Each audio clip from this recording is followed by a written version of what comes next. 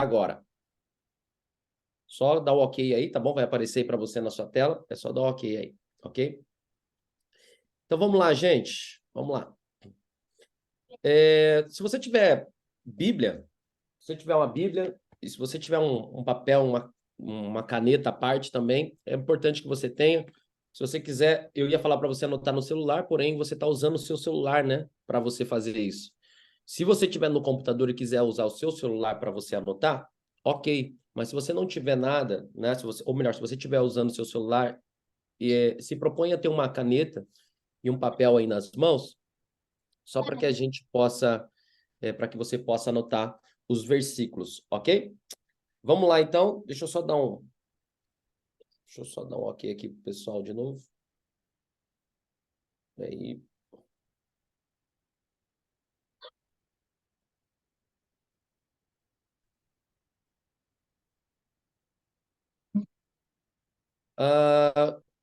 Deixa eu ver aqui. Como faz para ativar o áudio, Thiago? Thiago, pode mandar aqui no chat. Deixa eu ver aqui, peraí. Como faz para ativar o áudio?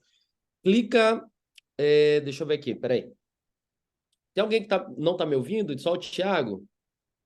Jéssica, bom dia. Deus abençoe sua vida. Só o Thiago que não tá me ouvindo? Deixa eu ver aqui. Thiago, eu acredito. Deixa eu mandar um áudio aqui para ele, ele não tá conseguindo ver. Gente, se tiver alguém com dificuldade como o Thiago, clica em cima de um símbolo, clica na tela, vai aparecer um símbolo de microfone, se eu não me engano, ou de fone de ouvido. É que eu estou aqui no computador, mas talvez um fone de ouvido. Aí só clicar em cima, ativar. Talvez você precise permitir que o seu celular, né? Que agora as funções do celular, se você precisa clicar lá na função permitir. Clica na função permitir, ele vai ativar o áudio, vai liberar o áudio para você. Deixa eu só ver se todo mundo está me ouvindo. Se não estiver me ouvindo, manda aqui no chat, tá, gente? Que eu posso ver aqui no chat. Ou você mesmo ativa aí o seu microfone, pode ativar o microfone e falar também. Ok? Nós vamos falar aqui na aula, e se ocorrer alguma dúvida, se tiver alguma dúvida no decorrer da aula, você pode tirar a sua dúvida. Conseguiu, Thiago? Conseguiu aí acessar o áudio? Quando você clicou na câmera, apareceu para mim, você apareceu e sumiu novamente. Eu acho que você está apertando na câmera. Do lado da câmera, se eu não me engano, tem um símbolo de fone de ouvido, ou é fone de ouvido, ou microfone, alguma coisa. Você clica em cima dele, ele vai pedir para você habilitar aí, tá? É facinho, é bem simples. É só clicar na tela. Se não aparecer a função, vai aparecer, eu acho que no rodapé da tela, no rodapé, vai aparecer para você essa função. É só clicar na tela que vai aparecer. Ok? Se deu certo, só me dá um ok para eu poder começar aqui. Se deu certo, só me dá um ok. Só me dá um ok para que a gente possa começar e você também não perder. Deu certo? Thiago, me dá um toque aí se deu certo. Só pode ativar o microfone, qualquer coisa, ou manda aqui no WhatsApp também, não tem problema, pode mandar no grupo aí, ou no WhatsApp, no meu WhatsApp, não tem problema. Deixa eu abrir o grupo aqui, não sei se está aberto o grupo. Ok, vamos lá então, deixa eu fazer uma oração, vamos agradecer a Deus, antes de mais nada, quero fazer uma oração com vocês, para que o Espírito Santo possa nos direcionar, nos dar graça, nos dar direção, nos dar sabedoria, e que ele possa iluminar o nosso entendimento. Amém? Vamos fazer uma oração, Pai? Graças te damos por tudo. Obrigado, Jesus, por essa manhã especial, aonde nós podemos nos reunir para podermos aprender mais das Escrituras Sagradas. Aprender também sobre as motivações da nossa fé, o porquê somos salvos, o porquê precisamos batizar e para onde também iremos, Senhor. Nós queremos te agradecer, Pai, porque essa é uma oportunidade única, aonde muitos lugares do mundo não têm essa oportunidade, Pai. Mas nós, com a graça que o Senhor nos deu, e com a graça que o Senhor liberou sobre a nossa vida, nós temos o privilégio, a oportunidade. Por isso, o Espírito de vida, venha inundar o nosso ser, abrir o nosso entendimento, para que possamos compreender as virtudes do teu reino, para que possamos compreender, de fato, quem somos, para que fomos criados e para onde vamos. Nós te damos graça por tudo, em nome de Cristo Jesus. Amém. E graças a Deus. Amém? Glória a Deus. Tiagão, me dá um toque aí, deixa eu ver se deu certo. Deu certo? Só fala comigo, meu lindo. Aqui tá normal, o pessoal falou. Tá ok, beleza. Deixa eu ver aqui. Tá ok. Então vamos lá. Como diz na linguagem do mais de hoje, vamos meter marcha. Glória a Deus. Gente, antes de falar com vocês sobre o batismo, eu quero falar um pouco sobre a respeito da salvação, ok? Então, eu quero falar um pouco sobre a certeza da salvação. Por que que você tem que ter certeza da salvação? Porque é muito importante você entender que você é uma pessoa que foi salva por Cristo. Você foi salva por Deus. E quando isso aconteceu? Quando você confessou que Deus, você falou com a sua boca, confessou com a sua boca e creu com o seu coração. Como está escrito lá e se você puder abrir aí comigo, em Romanos, no capítulo 12, ou melhor, no capítulo 10, versículo 9 e 10.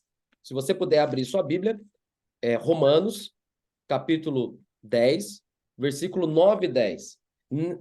Quando você faz esse ato, a Bíblia diz que você é salvo. Ok? Então vamos abrir aqui rapidinho. Romanos. Aqui, ó. Romanos. Carol, você tá aí, Carol? Fala comigo. Oi, pastor, mas eu tô aqui na Marmitex também. Tô fazendo tudo. Ah, tá. Então tá bom. Não, eu ia pedir sua ajuda, então fica tranquilo. Pode ficar aí. Então vamos lá. Romanos capítulo 10, versículo 9, ó. A saber, se com a tua boca confessares ao Senhor Jesus, ou seja, eu preciso falar, ok? E em teu coração creres que Deus o ressuscitou dentre os mortos, ou seja, eu preciso crer. Jesus, ele não se auto-ressuscitou, mas foi Deus quem ressuscitou Jesus dentre os mortos, ok? Esse será salvo. Então, visto que com o coração se crê para a justiça, ok? Porque nós cremos na justiça que foi feita através de Cristo, e com a boca se faz confissão para a salvação. No momento que você crê que Deus ressuscitou Jesus dentre os mortos, e no momento que você confessa com a tua boca, nesse exato momento, você é salvo. E o que acontece nesse momento? A partir desse momento, o Espírito de Deus, ele vem fazer morada em você. E eu quero dizer para você que a salvação de Deus, ela é dada ao homem para quê? Para a eternidade.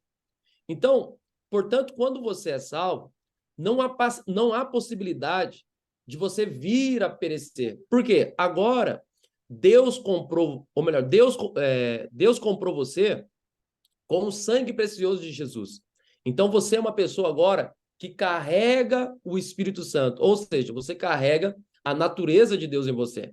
É claro que nós temos que entender que a nossa transformação, o processo da nossa transformação, por exemplo, chegam muitas pessoas na igreja que têm vícios, que têm problemas com o casamento, que têm problemas, né, quanto à mentalidade. E é claro que muitas pessoas elas estarão num processo, né? Num processo de santificação, mas isso não significa que ela não é salva. Ela é salva, mas ela está num processo de transformação, ou seja, um processo de santificação. A alma dela, quando ela chega, por exemplo, diante de Jesus, quais são os problemas que ela carrega? Muitos. Mas, porém, depois, conforme o tempo vai passando, essa pessoa, por causa do espírito que habita dentro dela, né? Assim aconteceu comigo, assim acontece até os dias de hoje, assim vai acontecer até o meu último dia de vida. O Espírito Santo, ele vai me transformando. E qual é a forma do Espírito Santo nos transformar? Fazendo morrer todas as obras da minha carne. Ou seja, fazendo morrer todas as obras da minha alma. Porque a minha alma caída ainda faz parte de mim. E eu preciso, a cada dia mais, matar a vontade da minha alma, matar a vontade da minha carne. E como isso acontece? Quando nós damos lugar a esse espírito que agora habita em nós. E como que nós alimentamos o nosso espírito? É claro que ouvindo uma mensagem, lendo as escrituras, jejuando, orando, buscando a Deus, para que nós nos tornemos sensíveis à voz do Senhor. E a cada dia que nós nos tornamos mais sensíveis, o Espírito, ele nos dá força para mortificar, ou seja, matar toda a vontade da nossa carne. Então, nesse processo, quando nós aceitamos a Jesus, quando nós nos rendemos a Deus, a salvação de Deus, ela acontece na vida do homem. E para quê? Para a eternidade. Por quê? Nós sabemos que não é somente sobre esta vida que Deus ele está falando, mas é sobre uma vida eterna. Porque o plano inicial de Deus para mim, para você, sempre foi que nós habitássemos com ele para sempre. A ideia de Deus nunca foi que o homem perecesse, mas por causa do pecado que entrou lá no Éden, né? Quando o homem estava lá no Éden, ele pecou, ele caiu, comeu, fez o que não deveria fazer, então ele foi destituído, né, da presença de Deus. Olha como está escrito. Está escrito assim: e todos pecaram, e destituídos foram da glória de Deus. Mas quem pecou não foi eu, foi Adão. Mas todos pecaram porque todos saíram de Adão. Então fomos destituídos da glória de Deus, mas agora, por causa do preço que Jesus pagou naquela cruz, dando sua vida, entregando o seu sangue, nós agora podemos então ter acesso novamente à presença do Senhor, ou seja, nós fomos reconciliados. Por isso, lá em Apocalipse, eu quero ler um versículo aqui com você, em Apocalipse, no capítulo 1, deixa eu só pegar o versículo aqui. Aqui, ó. E da parte de Jesus Cristo, capítulo 1, versículo 5. E da parte de Jesus Cristo, que é a fiel testemunha, o primogênito dentre os mortos e os príncipes reis da terra, aquele que nos amou e em seu sangue nos lavou dos nossos pecados e nos fez reis e sacerdotes para Deus. Agora, nós que cremos nessa remissão que foi feita por meio de Cristo, nós agora fomos feitos reis e sacerdotes para Deus e seu Pai. Ok? Então agora nós pertencemos à família de Deus. Nós somos reis, nós fazemos parte da família real. Nós fazemos parte da família sacerdotal. Nós somos agora filhos de Deus. Nós somos filhos de um rei. Ok? Então, grava isso. Você foi salvo e você faz parte agora da família de Deus. Ok? Então, olha só. Uma vez que o homem ele é salvo, não há possibilidade dele perder essa salvação. Por quê? Eu não estou dizendo que ele não possa ser castigado, nem estou dizendo que não haverá um julgamento ou perda dessa recompensa. Porque se um crente ele não for fiel depois de salvo, né, ele vai ser disciplinado pelo Senhor. Porque um pai corrige ao filho que ama. Por exemplo, eu sempre dou esse exemplo para algumas pessoas.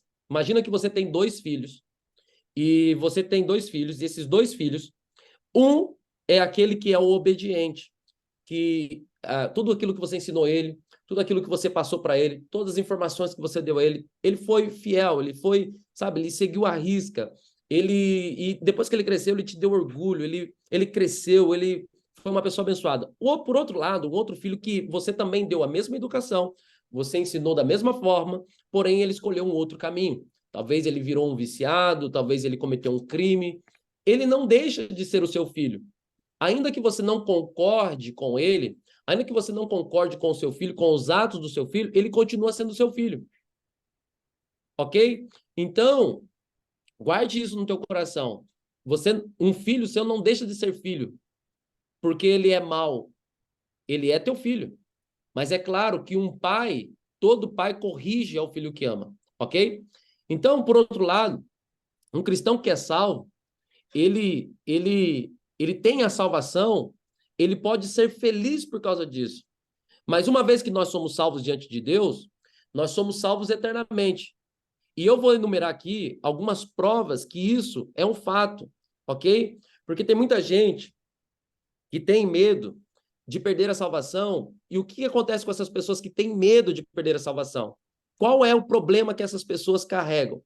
Porque elas sempre vão ser ativistas cristãs, ou seja, elas sempre vão querer fazer algo para ter a salvação, mas a salvação não é porque você faz alguma coisa. A salvação não vem por o seu mérito. A salvação é um mérito de Deus, não seu. Por isso que Deus teve que mandar Jesus. Porque se fosse apenas mérito seu, Jesus não precisaria morrer numa cruz por você. O mérito da salvação não vem de você, vem de Deus. Então, primeiro ponto, eu quero numerar aqui algumas provas de que a salvação ela é eterna. Primeiro ponto, a graça e o amor de Deus, ok? Então, todos nós sabemos que a salvação é pela graça. Ela é um presente de Deus. Nós vamos ler alguns versículos aqui, eu quero que você anote. Nossos méritos, nossas obras não têm absolutamente nenhum papel nisso. Ou seja, tudo que eu faço, tudo que eu fizer para Deus, isso não vai anular aquilo que ele fez em mim. Ele não vai anular o que ele fez, a obra dele na minha vida. Então, se é graça, guarde isso, ó. Escreva aí. Se é graça, então nunca podemos ser devedores diante de Deus. Se é graça, se Deus te deu algo, você nunca pode ser devedor, porque ele te deu. Então, se ele demonstrou graças, ou melhor, se demonstro graça aos outros, eu não posso esperar qualquer pagamento. Apesar que hoje está muito, né, relativo isso, né? A humanidade está tão doida, tão doente, né? Que isso pode acontecer. Mas quando você dá um presente para alguém, por exemplo, você vai no aniversário de alguém, você deu um presente para alguém, por mais que essa pessoa depois ela pise na bola com você, você não vai pedir o presente de volta. Você vai ser a pessoa que vai pedir o presente de volta? Não, por quê? Porque isso, o que você fez por ela foi graça. Você deu a ela sem ela cobrar, sem ela te pagar absolutamente nada. Você não cobrou nada dela. Por amor a ela, pelo amor que você tem a ela, você deu um presente. E você não toma de volta. Ok? Então, nossos méritos, nossas obras não têm absolutamente nenhum papel nisso. Então, se é graça, então nunca podemos ser devedores diante de Deus. Ok? Porque se eu demonstro graça diante das pessoas, eu não requeiro nenhum pagamento. E se tiver, por algum momento, o pensamento de você ser recompensado, né, por algo que você deu, isso não seria graça, isso seria apenas um empréstimo. Ok? Então, Deus não emprestou a nós a salvação, ele nos deu. Guarde isso. Deus não nos emprestou a salvação, ele nos deu. É um presente. Então, se Deus nos dá a salvação com esperança que mais tarde nós lhe devolvamos, por exemplo, boas obras, isso já não é mais graça. Porque o que é dado de graça não pode ser retribuído com pagamento. E a Bíblia vai dizer claramente que a salvação é um presente, é um dom, é um presente de Deus. Abra em Romanos 6, versículo 23. Romanos 6, 23. Olha o que está escrito em Romanos 6, 23. Porque o salário do pecado é a morte. Ou seja, o pecado te leva à morte. Mas o dom gratuito de Deus, perceba que aqui, pecado, né? O pecado que fala aqui é o pecado de Adão, tá? É o pecado que está inserido no homem. E que nós cometemos pecados, no plural, e não pecado. O pecado foi imposto lá em Gênesis, quando o homem pecou. A natureza pecadora. Mas só que se o homem não se arrepender, o que vai gerar na vida dele? Morte. Por isso que o salário do pecado é a morte. Mas o dom gratuito, ou seja, essa palavra dom, no inglês, ela fica muito mais clara para nós, que é gift, é um presente. Mas o dom gratuito de Deus, ou seja, o presente de Deus, é a vida eterna, em Cristo Jesus, nosso Senhor. Então, por causa desse presente, você tem vida eterna agora, porque você creu com seu coração para a justiça e confessou ele com a sua boca, ok?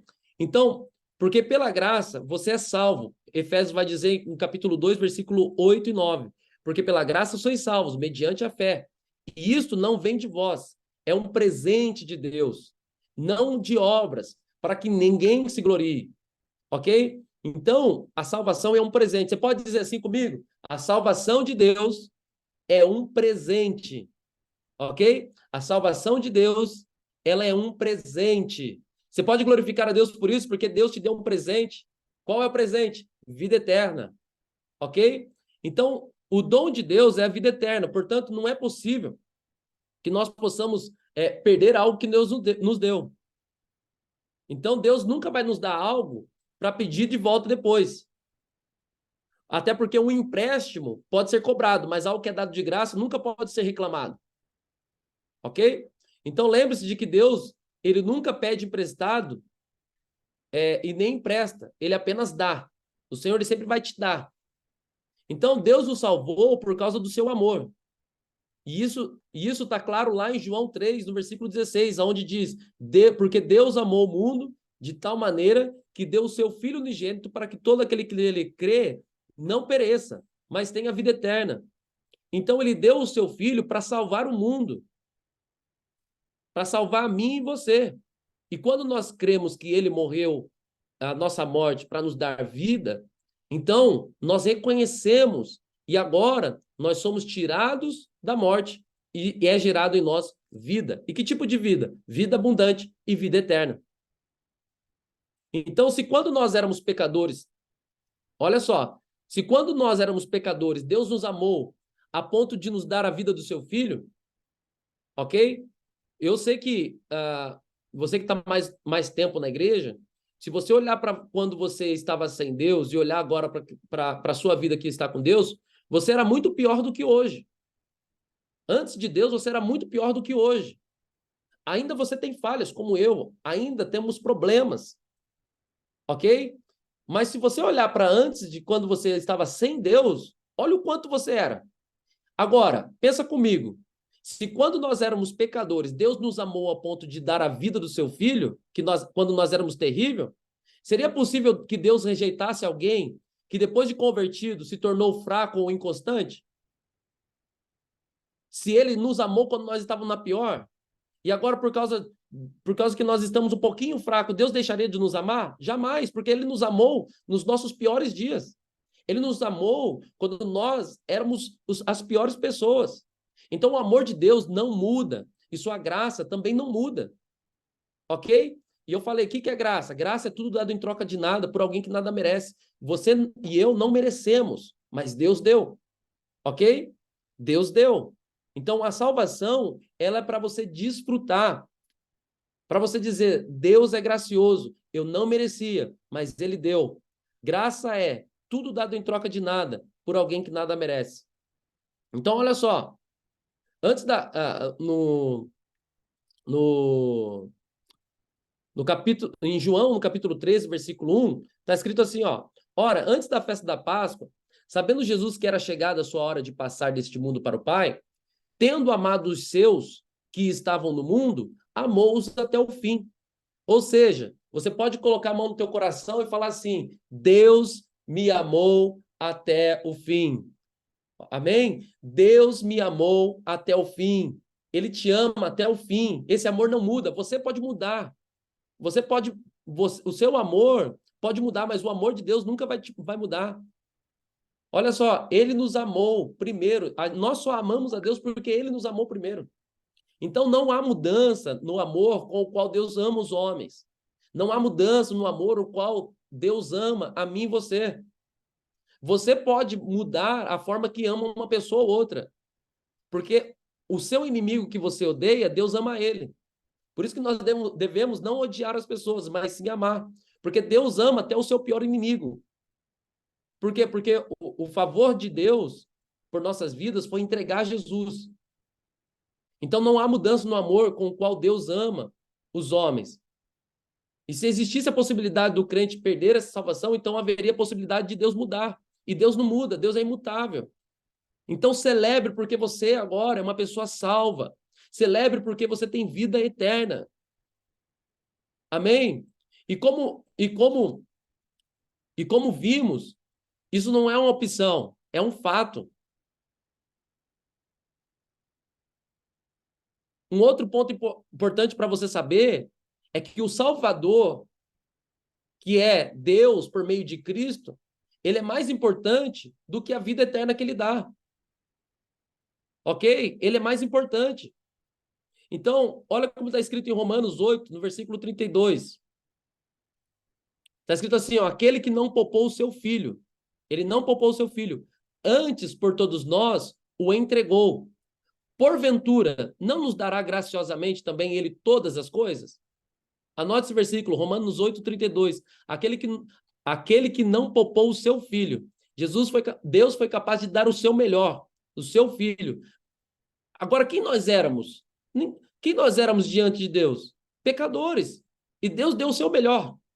Antes, por todos nós, o entregou, a Bíblia diz.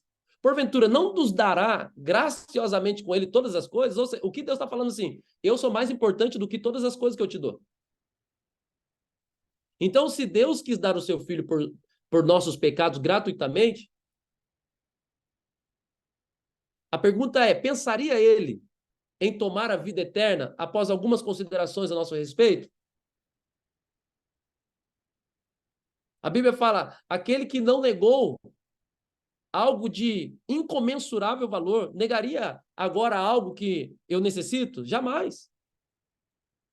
Então, uma vez que Deus nos deu o seu Filho unigênito, como que poderia ele pedir a salvação de volta?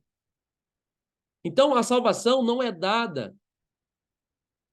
A salvação, ela não é nada se comparada ao valor do Filho de Deus.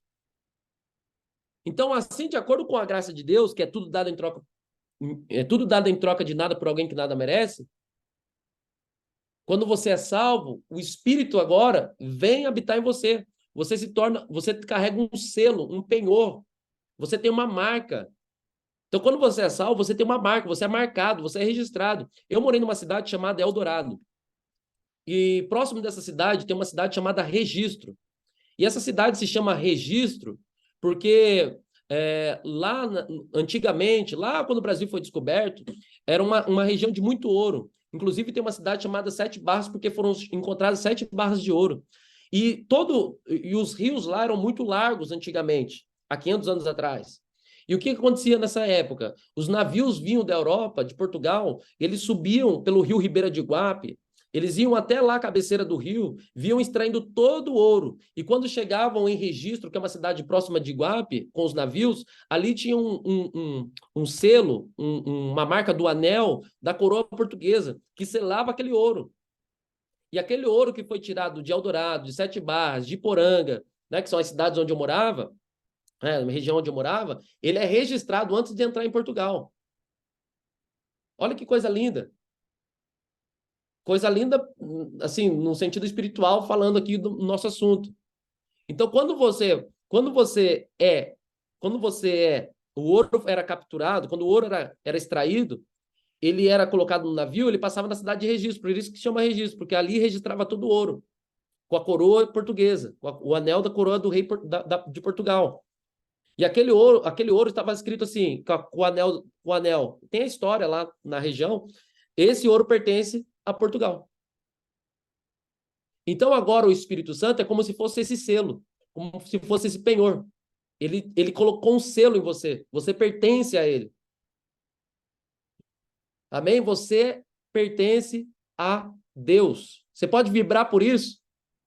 Então, lembre-se disso, ok? Então, a graça, a salvação ela é eterna porque Deus dispensou a sua graça e seu amor sobre a nossa vida. Ok? Segundo ponto, Deus ele planejou nos salvar, você não é acidente. A salvação de Deus ela não foi um acidente, você não é um acidente. Você pode dizer para você mesmo, dizendo assim, ó, eu não sou um acidente. Deus planejou me salvar. Então a salvação de Deus não foi um acidente, mas um ato proposital. Foi planejado há muito tempo. Romanos 8, no versículo 29, está escrito assim, ó, porquanto aos que de antemão conheceu,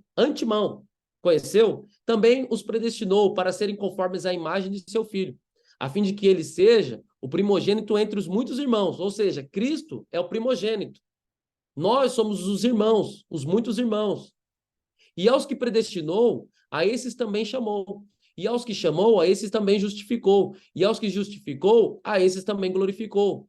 Então, o texto de Romanos aqui é uma corrente onde o primeiro elo é o conhecimento prévio de Deus. Ou seja, Deus te viu antes de nascer. Aliás, Deus ele já te viu nascer e te viu morrer. A sua vida passa como um flash diante dos olhos do Senhor. Então, o primeiro elo é o conhecimento prévio de Deus. O segundo é a nossa que Deus ele nos predestinou para sermos salvos. ok? Ele nos salvou antes da fundação do mundo. Por quê? A Bíblia fala assim que Jesus, ele é o cordeiro que foi morto antes da fundação do mundo. A Bíblia também vai falar que Jesus é o cordeiro que morreu na fundação do mundo. E a Bíblia vai falar que Jesus morreu na cruz. Agora, quando ele morreu por nós? Ele morreu antes da fundação do mundo? Ele morreu na fundação do mundo? Ou ele morreu na cruz? É que, na verdade, o Senhor já tinha preparado Jesus de antemão para nos salvar. Ou seja, a obra de Deus, mesmo que o homem pecasse e caísse, Deus já tinha nos predestinado para sermos salvos. Por quê? Porque ele já tinha feito Jesus antes da fundação do mundo, ele já tinha matado Jesus antes mesmo do homem nascer.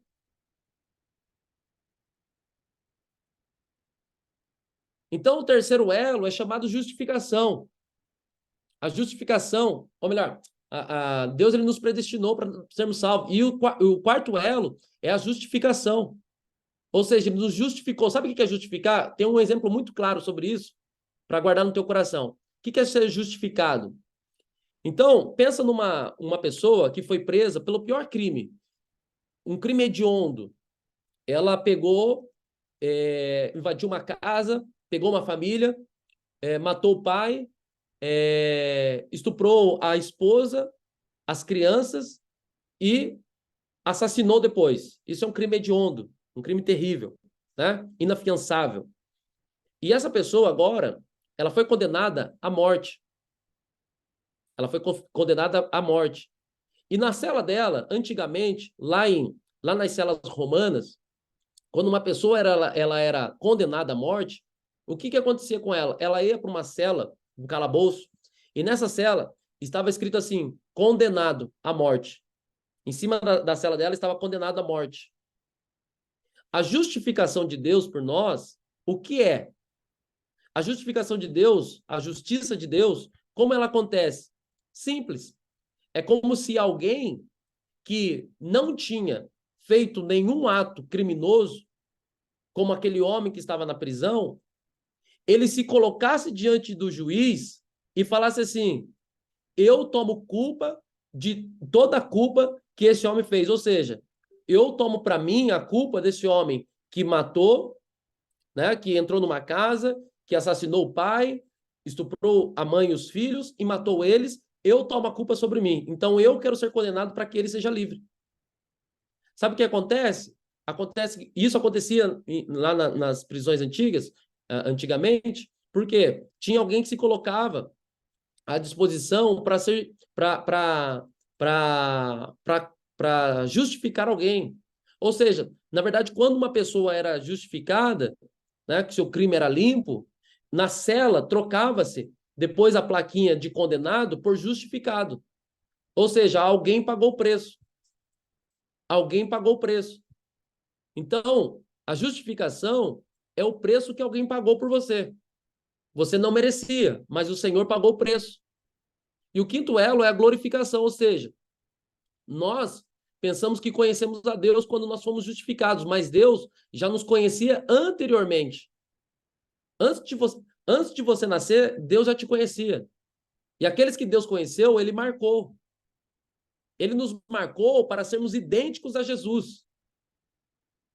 E Deus deseja que nós sejamos filhos, à semelhança de seu primogênito. Por isso que Jesus é o primogênito dentre muitos irmãos. Então agora, qual que é o nosso papel depois que somos salvos? Nos aperfeiçoar para que sejamos como Cristo é. Amém? Glória a Deus. Então a nossa história com Deus não começa no dia da nossa conversão, quando nós somos justificados. Mas ela começa na presciência de Deus, quando Ele nos conheceu antes mesmo lá da fundação do mundo. Ok?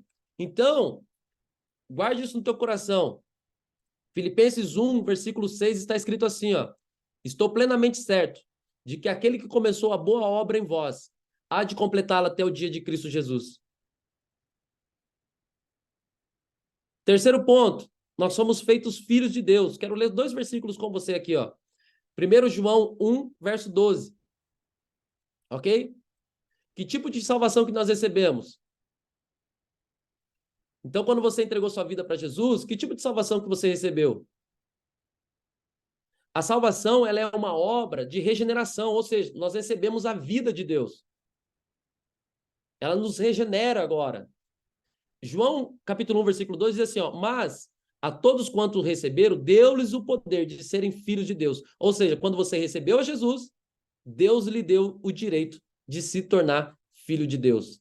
A saber, aos que creem no seu nome. Se você crê no nome de Jesus, se você confessou com a sua boca e creu no coração que Deus ressuscitou Jesus dentre os mortos, você é salvo. Você é transformado. Porque você foi feito agora, você foi feito por direito filho de Deus. Amém? Outro versículo que eu quero ler com você está em 1 João, capítulo 5, versículo 1. Guarde isso no teu coração. Nós somos nascidos de Deus. Nós recebemos poder de sermos feitos filhos de Deus. Nós nascemos de novo pelo Espírito Santo de Deus. Agora o Espírito faz habitação dentro de você. Olha como está escrito em 1 João, capítulo 5, versículo 1. Todo aquele que crê em Jesus é o Cristo, é nascido de Deus. Todo aquele que crê que Jesus é o Cristo é nascido de Deus. E todo aquele que ama ao que o gerou, também ama o que dele é nascido. Então, quando o pecador crê no Senhor Jesus, ele é salvo. E Deus lhe dá uma vida nova. Então, sabemos que Deus ele nos gerou como seus filhos. Agora você se tornou filho. E como que esse relacionamento ele pode ser desfeito? Se você tem um filho mau, rebelde, indisciplinado, você pode renegá-lo no tribunal, mas ele continua sendo seu filho. Ele sempre vai ser seu filho. Um mau filho, ele também é nascido de seu pai. Eles compartilham da mesma vida. E o mesmo que acontece entre nós, é o mesmo que acontece entre nós e Deus. Tem os filhos rebeldes e os filhos maduros.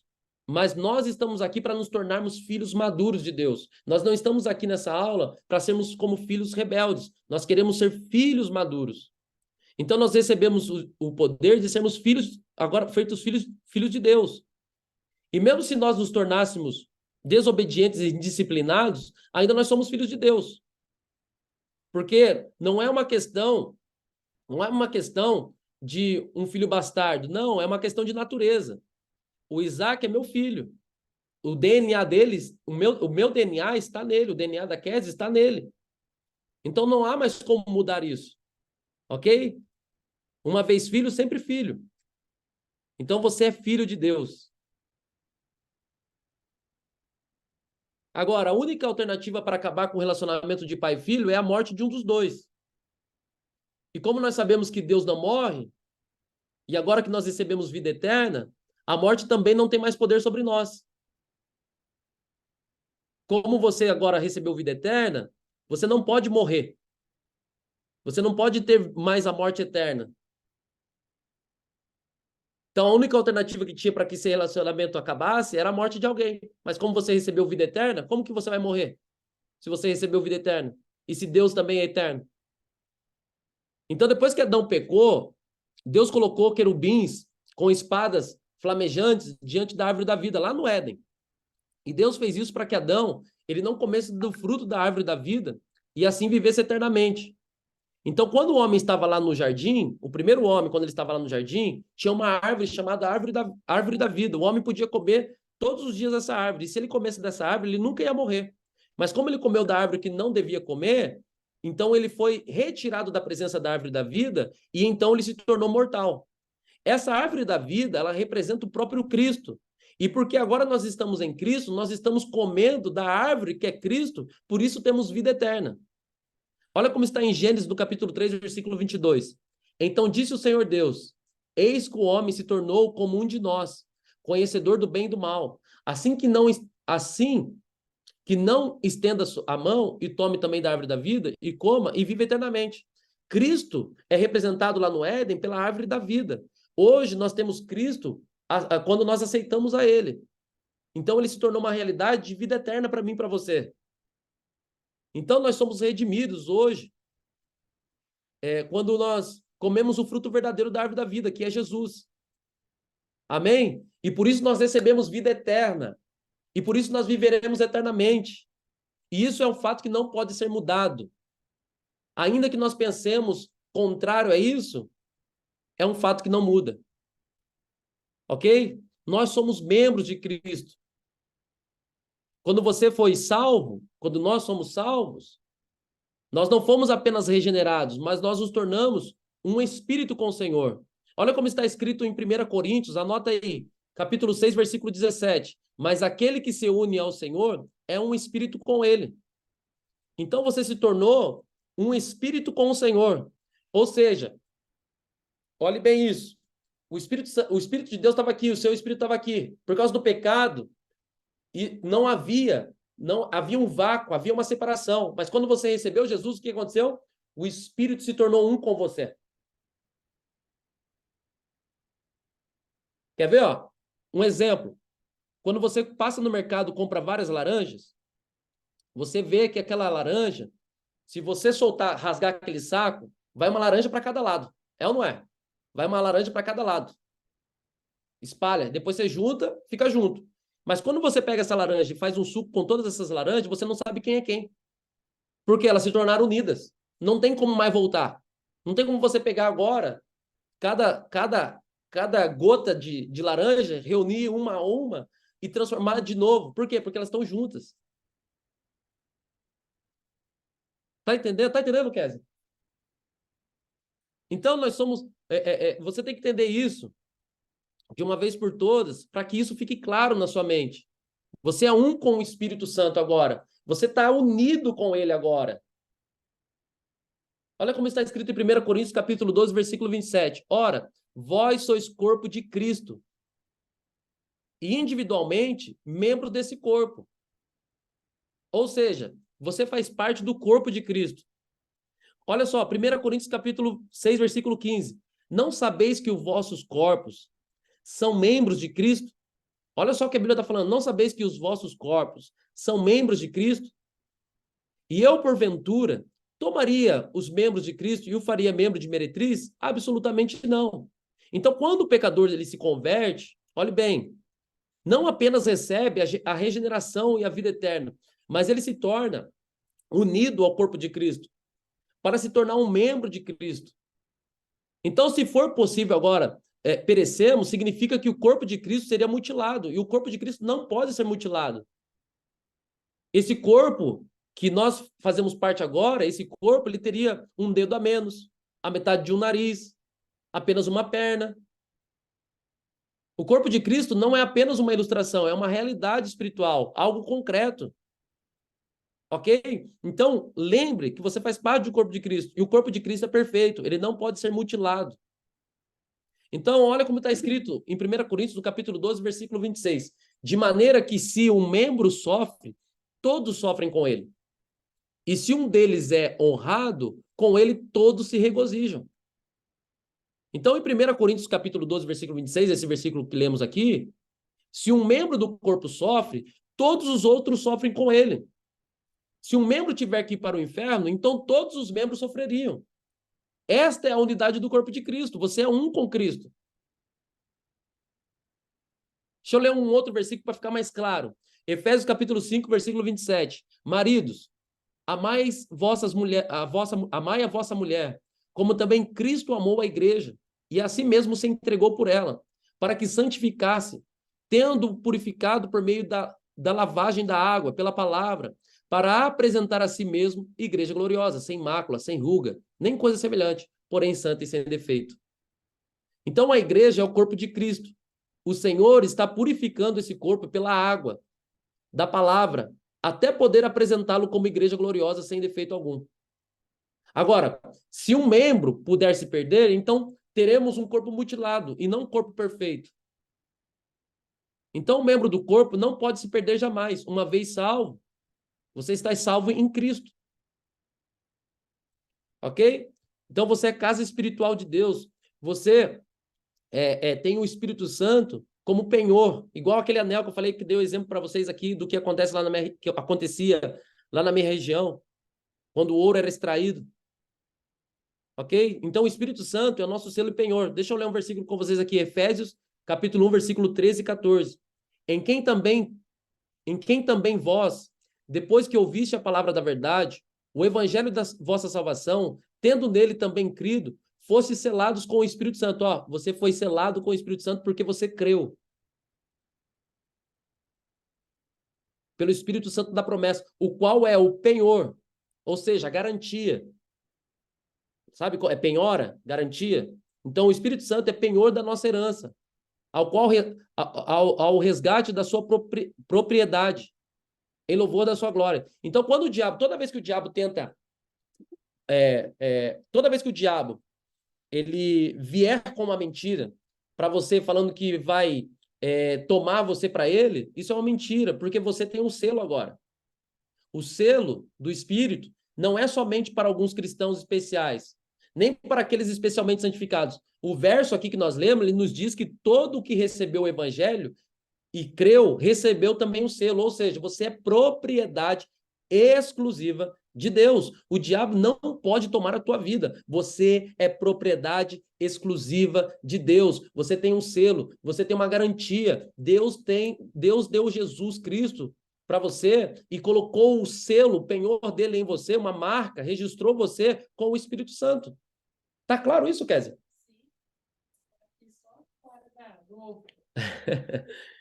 Então, o que significa receber esse selo? Quando fomos salvos, Deus colocou o Espírito Santo dele em nós como um selo para nos marcar, indicando que nós pertencemos a ele. Amém? Quando você tem uma Bíblia lá, por exemplo, né, tem gente que não coloca o nome, mas, por exemplo, suponha que você coloque o seu nome na Bíblia lá e esqueça na Bíblia, na igreja. Uma pessoa vai pegar, vai ver o nome e vai falar, ó, pertence a tal fulano. Ok?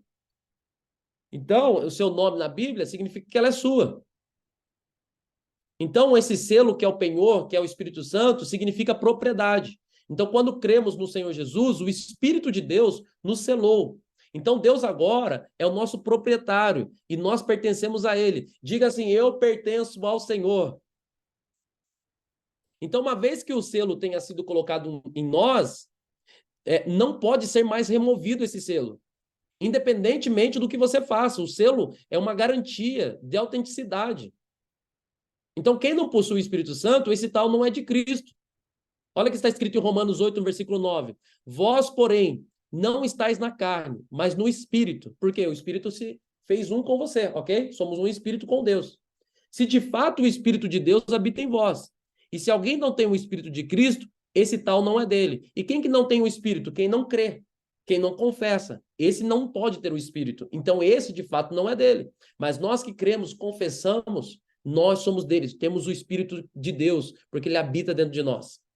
Então, a presença do Espírito no crente, em mim e em você, é a prova, o selo de que ele é um filho autêntico de Deus. Nós somos um filho autêntico do Senhor. Então, essa tal prova, ela não pode, tal prova, no entanto, ela não pode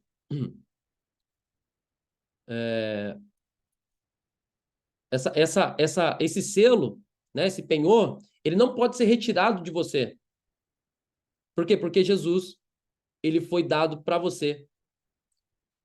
Ele foi dado por você. Para que você fosse entregue a Deus. Amém? Então, o Espírito comprova que nós somos filhos de Deus. Romanos 8,16 diz assim, ó, o próprio Espírito testifica no nosso Espírito que nós somos filhos de Deus. Então, esse selo vai durar até o dia da redenção. Portanto, ele sempre vai ser uma garantia de que a obra um dia vai ser finalizada. Efésios 4,30 diz assim, ó, não entristeçais o Espírito de Deus, no qual fosse selados para o dia da redenção. Então, agora você tem o Espírito Santo. E você tem que prezar por esse presente, por esse selo que está dentro de você. Por isso, nós não devemos entristecer o Espírito Santo. O dia da redenção é o dia que o Senhor vai voltar. Ok? É o dia em que nós seremos glorificados, como Cristo foi glorificado e levado e está à direita de Deus. Romanos 8:23 diz assim, ó, anote aí, Romanos 8:23.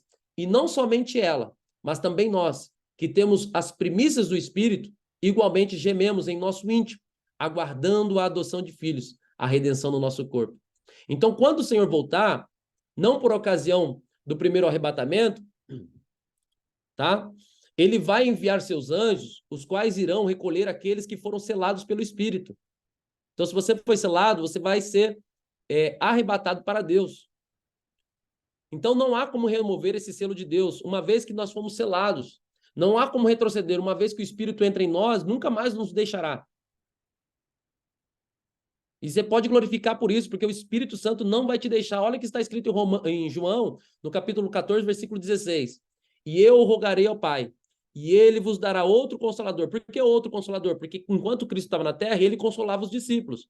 Mas quando Jesus se retirou, ele deu Consolador, outro Consolador, aos homens, a fim que esteja para sempre convosco. Ok? Nós somos um presente dado por Deus a Jesus. Diga assim, eu sou um presente dado por Deus a Jesus. Então, o Pai deu como presente ao Senhor Jesus as pessoas salvas. Nós somos um presente de Deus ao seu Filho. Então, olha só, João capítulo 17, versículo 6, diz assim, ó, manifestei o teu nome aos homens, que me deste do mundo. Eram teus, tu nos confiaste, e ele tem guardado a tua palavra. Então, se fosse possível, nós perdemos essa salvação, Deus nos dar. Se fosse possível nós perder essa salvação, Deus não nos daria Jesus. Ele não ia brincar com Jesus, ok? Ele não ia simplesmente entregar o seu melhor por minha causa e por sua causa. Então Deus é eterno e tudo que ele faz é eterno. E se Deus nos dá como uma dádiva, um presente, é porque ele não nos considera algo sem valor. Por isso que quando nós falamos que você tem valor, você é precioso, você é valoroso. E se viéssemos a nos perder, poderia significar que o presente dado era efêmero, né? Não tinha valor, sem valor algum. Mas considere ainda outra situação. Se depois de termos sido dados como presente, nós viéssemos a perder tudo, então isso significaria, se isso acontecesse, isso significaria que o Senhor Jesus não foi cuidadoso com aquilo que recebeu. Se nós formos dados de presente por Deus a Jesus, e se nós nos perdêssemos e perdêssemos tudo que nós ganhamos, significaria então que Jesus não foi cuidadoso com aquilo que recebeu. Se nós somos presentes dados por Deus a Jesus. Então, olha o que está escrito em João 17:12. Quando eu estava com eles, guardava no teu nome, que me deste, e protegi-os, e nenhum deles se perdeu, exceto o filho da perdição, para que se cumprisse as escrituras. Então o Senhor diz claramente que ele guardou todos que ele recebeu do Pai. Ou seja, como você foi um presente dado por Deus a Jesus, Deus tem te guardado como um presente. E Jesus não é negligente como muitos de nós humanos, que negligenciam o presente que foi dado por Deus. Então todos os que foram dados a Jesus serão eternamente guardados por ele. João 6,37 diz assim, ó, todo aquele que o Pai me dá, esse virá a mim. E o que vem a mim, de maneira alguma, lançarei fora. Então nós somos um presente, não somos um presente barato. E tampouco Jesus, ele pode nos descartar logo depois de ter recebido. Jesus não vai te descartar, porque você é um presente dado por Deus a Cristo. João 10:29 diz assim, ó, aquilo que meu Pai me deu é maior do que tudo. E da mão do meu Pai ninguém pode arrebatar. Não fomos salvos por fazer aquilo ou isso, uma obra ou outra. E também não deixaremos de ser salvos por fazer isso ou aquilo. Você não foi salvo porque você fez algo de bom. Porque não há nada de bom no Lucas, não há nada de bom na Kézia, não há nada de bom na Jéssica, não há nada de bom no Tiago, não há nada de bom no Alex, não há nada de bom em nenhum de nós. E nós não fomos salvos por algo de bom que nós fizemos, porque não há nada de bom em nós. E também, se não há nada de bom em nós, nós fomos salvos, então também não deixaremos de ser salvos por fazer isso ou aquilo. Então, se estivéssemos lutando e nos esforçando para nos salvar, bastaria uma pequena negligência, um pequeno descuido e estaríamos perdidos, todos nós. Mas não foi assim que fomos salvos. Foi pela exclusiva graça de Deus. E não pense que a salvação vem, não pense que a salvação vem do Senhor, mas preservar depende de você, ok? Não pense que a salvação que vem do Senhor não precisa ser preservada. Ela precisa ser preservada por você. Então você nunca poderia se preservar por um dia. Se a obra de Deus, se a obra da salvação é toda do Senhor. Então, assim, deixa eu falar algo para você. Escute bem. Deus, ele te chamou no pior dia da sua vida. E hoje você está um pouco melhorzinho. Ele não vai deixar de te amar.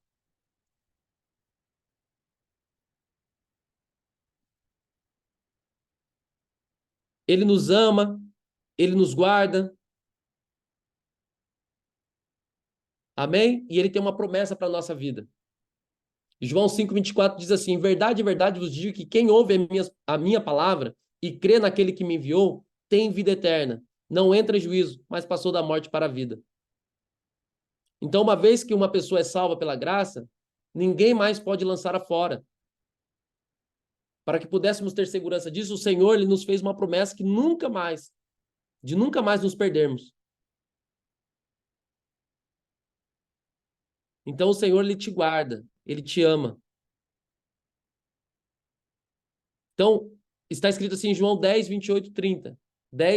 Capítulo 10, versículo 28 a 30. Eu lhes dou vida eterna, jamais perecerão, e ninguém as arrebatará da minha mão. Ou seja, quando Jesus está falando assim, ninguém as arrebatará da minha mão, de fato, ninguém pode arrebatar você da mão do Senhor. Aquilo que meu Pai me deu é maior do que tudo. E da mão do Pai, ninguém pode arrebatar. E eu, Pai, somos um. Ninguém vai te arrebatar. Então o Senhor disse, ninguém as arrebatará da minha mão. Ninguém. No texto original, isso significa assim, ó, nenhuma coisa criada. Então nada, nem Satanás, nem pessoas, nem ninguém pode tirar você das mãos de Jesus. Então nós estamos nas mãos de Deus e somente alguém maior do que Deus poderia nos tirar de lá. Mas como não existe ninguém maior que Deus, então você pertence a Deus. Amém? Então, graças a Deus, porque Ele é maior do que todas as coisas.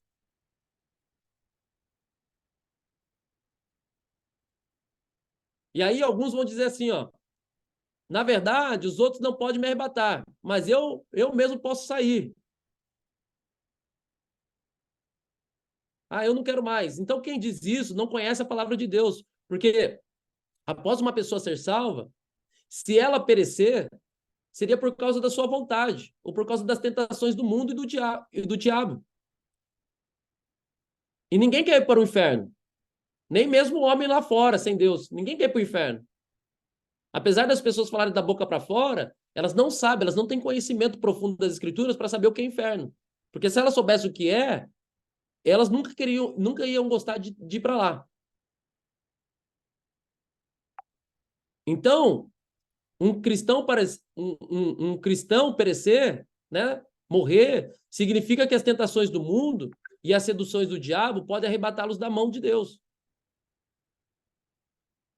Então, se os demônios e o mundo podem fazer isso, significaria que eles são maiores que Deus, significariam que eles são maiores do que o Pai. Se alguém pudesse te arrebatar das mãos de Deus, o mundo, você mesmo, os demônios, significaria que esse seria maior que o Pai. Mas ninguém é maior que o Pai. Nem mesmo você pode sair das mãos de Deus. Se você quiser sair das mãos de Deus, você não consegue, porque um dia você creu, um dia você falou, então nem mesmo você pode. Porque você está incluso no nada os arrebatará das mãos de Deus, como diz os discípulos, o versículo. É o Pai quem guarda a salvação para mim. Portanto, eu sei que estou seguro.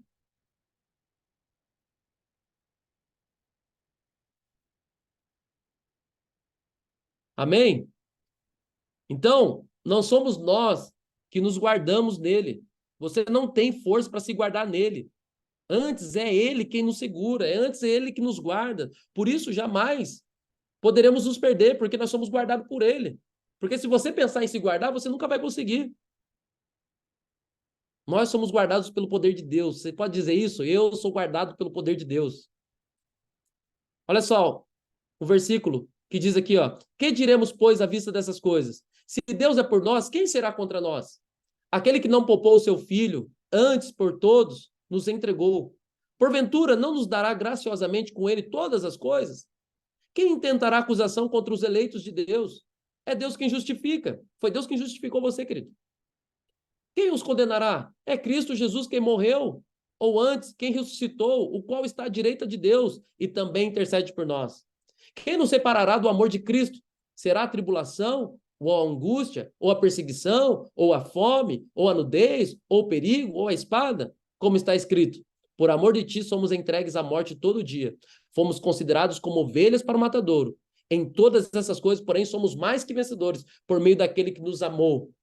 Porque estou bem certo de que nem a morte, nem a vida, nem os anjos, nem os principados, nem as coisas do presente, nem o porvir, nem os poderes, nem a altura, nem profundidade, nem qualquer criatura poderá separar-nos do amor de Deus que está em Cristo Jesus, nosso Senhor. Isso está escrito em Romanos, o capítulo 8, versículo 31 ao 39. Ou seja, nada pode te separar do amor de Deus. Então, não é por amarmos ao Senhor, mas é porque Ele nos amou. Uma vez que Ele nos deu salvação, ela é nossa eternamente. E ninguém pode destruir esse fato. Estamos seguros eternamente. Amém? E agora, depois de dar esse panorama para você bíblico sobre a salvação, eu quero entrar no próximo passo, que é o passo que você vai dar a respeito do batismo. Por que eu me devo me batizar? Porque agora que você é salvo, agora que você entendeu sobre o plano da salvação, por que Deus desejou te salvar, você precisa compreender agora que o próximo passo é você virar uma chave para você ter uma vida cristã vitoriosa, livre. Porque o batismo nas águas, ele é um sacramento. Os católicos, quem foi católico sabe, né, que a palavra sacramento, né, é um rito. E é um rito que nos mostra publicamente o que nós fizemos anteriormente. Então, por exemplo, nós dissemos que nós confessamos Jesus. E qual foi a nossa confissão? Romanos 10, versículo 9 e 10. Eu creio que Deus ressuscitou Jesus dentre os mortos. Ressuscitou Jesus Cristo dentre os mortos. Ou seja, se Deus ressuscitou Jesus, significa que ele morreu. Então agora nós somos chamados para publicamente também morrermos como Cristo morreu. Porque o batismo, ele mostra para nós 4 estágios da obra de Cristo. Então, por exemplo, ele morreu. Então, através do batismo, eu morro com ele. Jesus foi sepultado. Como ele foi sepultado, eu sou sepultado com ele. Jesus ressuscitou. E como ele ressuscitou, eu ressuscitarei com ele. E ele subiu ao céu. Então, como ele subiu ao céu, eu também vou subir com ele. Então, o batismo é um símbolo aonde você está descendo as águas e dizendo: eu estou morrendo como Cristo morreu. Porque, eu não sei se você sabe, mas a água na Bíblia, significa morte. Vou dar alguns exemplos para você, tá? Quando Deus quis destruir toda a carne, ele mandou o dilúvio. Então, as águas do dilúvio significam o quê? Águas de morte. Ok?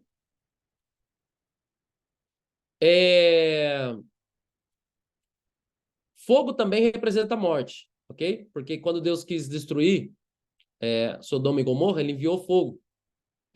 Água e fogo, em alguns momentos da Bíblia, significam juízo, ok? Água aqui, quando ela é representada no batismo, são águas aonde nós estamos morrendo, ok? Então, o batismo na água é como se fosse um culto fúnebre nosso, entre aspas, dizendo, né? Um culto de sepultamento para matar alguém. E ele é somente realizado quando a pessoa já está morta. E assim, pelo fato de você já ter morrido em Cristo, você enterra a sua antiga vida no batismo na água. Ok? É como se eu estivesse falando para Deus: eu estou entregando, morrendo para minhas próprias vontades, para viver uma vida nova em Cristo. Eu quero ler um versículo com você, que está em Mateus, no capítulo 28. Mateus, no capítulo 28, para nós falarmos sobre isso. Olha lá. Mateus 28. Diz assim, ó. Versículo 18. E chegando-se Jesus, falou-lhes dizendo: é-me dado todo o poder do céu e na terra. Portanto, ide fazer discípulos em todas as nações, batizando-os em nome do Pai, e do Filho e do Espírito Santo, ensinando-os a guardar todas as coisas que eu vos tenho mandado.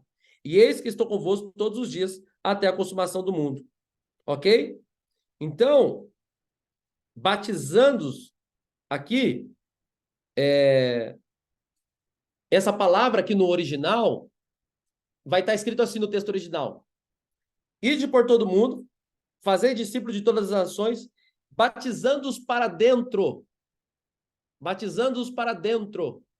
Ok? No original está assim: batizando-os para dentro de quem? Do Pai, do Filho e do Espírito Santo. Então, essa palavra batismo, né?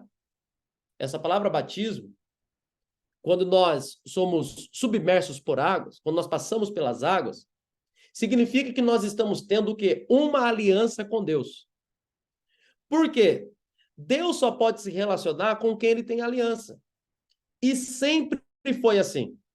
Quando Jesus resolve batizar, não significa que o batismo começa em João Batista. O batismo, ou passar pelas águas, é uma forma de termos aliança com Deus. Eu vou mostrar isso para você. Talvez você nunca viu isso. E eu vou te mostrar aqui. Que Adão, por exemplo, ele teve que passar pelas águas. Moisés e todo o povo teve que passar pelas águas. O povo que nascia no deserto, a Bíblia vai falar que eles foram batizados numa nuvem. Olha só, quando o homem peca, quando Adão e Eva pecam, o que acontece? Eles são expulsos do jardim. Só que a Bíblia vai falar que o jardim ele era cercado por 4 rios. E esses rios eram chamados Pison, Gion, Tigres e Eufrates. Ok? Está lá no capítulo 2, versículo 10.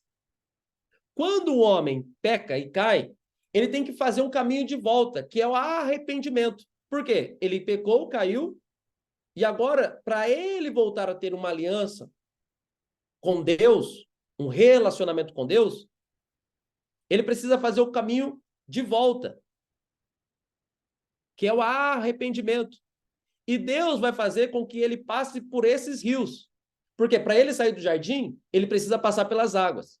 É claro que lá antigamente, o batismo, ele era uma forma mais arcaica. Não é o batismo como nós conhecemos hoje, por exemplo. Ok? Não é o batismo como nós conhecemos hoje, que é o por imersão. Mas lá antigamente, a Bíblia fala que os homens precisavam passar pelas águas. Olha só, quando ele passa pelas águas, Deus não deixa, né, de ter um relacionamento com Adão e com Eva ainda. Por quê? O plano de Deus vai continuar, porque Cristo precisa vir. Agora, quando Deus vai chamar Abraão também, a Bíblia fala que Abraão é conhecido como o hebreu. E por ele ser conhecido como o hebreu, essa palavra o hebreu é aquele que vem do outro lado do rio. Deus vai falar com Abraão, depois Deus vai firmar uma aliança com Abraão, depois que ele passa o rio. Quando ele passa as águas, é quando Deus firma uma aliança. e lhe faz promessas. Então, o passar pelas águas é como você fizesse uma aliança com Deus, ok? Então, todo hebreu, né? Todo hebreu, a palavra hebreu é todos aqueles que experimentaram o nascimento de novo. É todo aquele que experimentou o nascimento de novo. Então,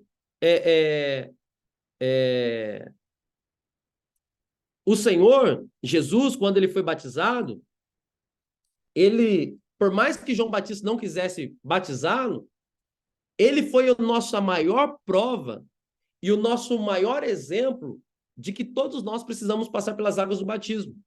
Porque foi no batismo, eu quero ler isso com você em Mateus,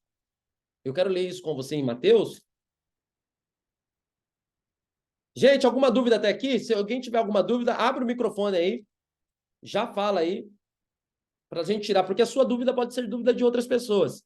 Se alguém tiver alguma dúvida, abre o microfone aí, eu quero responder a sua dúvida. Tem alguém com alguma dúvida? Abre o microfone, abre a câmera aí e fala aí até aqui o que você está aprendendo. Nós já vamos continuar. Olha só. Por que devo me batizar? Primeiro ponto, por que devo me batizar? Primeiro, porque o nosso maior exemplo, que é Cristo, batizou. Ok?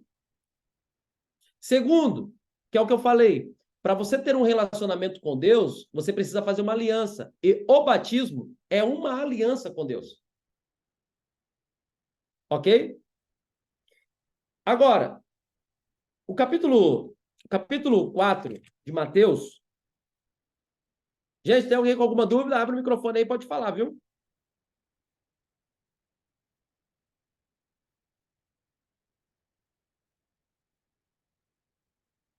Olha só o que vai acontecer. O batismo de Jesus. Eu falei capítulo 4, mas é capítulo 3. Versículo 13. Então veio Jesus da Galiléia ter com João junto ao Jordão, para ser batizado por ele. Mas João opunha-se-lhe, dizendo: Eu careço ser batizado por ti, e vens tu a mim? Jesus, porém, respondendo, disse: Deixa por agora, porque assim nos convém cumprir toda a justiça. Então, Jesus estava cumprindo toda a justiça. Para que se cumpra toda a justiça de Deus em nossa vida, nós precisamos passar pelas águas do batismo, como Jesus passou. Então ele o permitiu. E sendo Jesus batizado, subiu logo da água. E eis que lhe se abriram os céus, e viu o Espírito de Deus descendo como pomba, e vindo sobre ele. Eis que uma voz do céu dizia: Este é meu filho amado, em quem eu tenho prazer. Deus tem prazer em Cristo. E foi a primeira vez que se ouviu do céu uma voz falando: Este é meu filho amado, em quem eu tenho prazer. Ou seja, o batismo revela para nós o quanto Deus nos ama. O batismo extrai de Deus para a nossa vida, o fato de que ele nos ama. E o batismo também é a manifestação do céu. Porque quando Jesus batizou, o céu se manifestou. Então, você batiza porque você tem o maior exemplo, que é Cristo. Segundo, porque o exemplo de Cristo nos mostra que o céu manifesta quando alguém desce as águas do batismo. E terceiro, porque nós fazemos uma aliança com Deus. De morrermos para nós mesmos. E dizendo: eu vou renascer. Ou seja, eu vou ressuscitar em Cristo. Morreu o velho Lucas e nasceu um novo Lucas. O velho Lucas estava em Adão, mas o novo Lucas está em Cristo. E eu estou dizendo a Deus que eu sou uma nova criatura. Agora, a segunda pergunta que vem para nós é: quando devo me batizar? Qual é o momento que eu devo batizar? Qual é o momento que eu devo batizar? Eu quero ler um outro texto com você, porque aqui tem muitos mitos que são mitos humanos e que não provêm de Deus, onde a pessoa fala assim, mas eu não estou ainda sentindo que é a minha hora de batizar. Eu não estou sentindo ainda que eu devo batizar porque eu fumo, porque eu bebo, porque eu estou amasiado ainda, porque eu moro com minha esposa ou com meu esposo, né? Não é uma forma ainda, não está registrada no civil, não é um matrimônio ainda que está registrado civilmente, né? Não casei na igreja, tenho vício, tenho problema, né? Porque as pessoas elas dão muitas desculpas para não batizar. Mas é de fato o que a Bíblia diz? Ou é coisa da nossa cabeça? Porque Deus, deixa eu falar uma frase para você que talvez seja um pouco pesada, mas coloque amor nas minhas palavras. Deus não se importa com o que você acha, Deus se importa com o que ele fala. Entende? Deus ele não está preocupado com o que você acha, porque nós podemos achar muitas coisas. E nós podemos achar muitas coisas achando que Deus está pensando a mesma coisa que nós.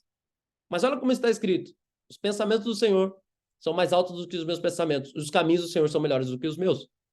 Agora, nós temos que entender o que a Bíblia diz. Quando eu posso me batizar? Quando eu posso me batizar? Marcos capítulo 16, versículo 15, diz assim, e disse-lhes, ide por todo mundo, pregai o evangelho a toda criatura, ok?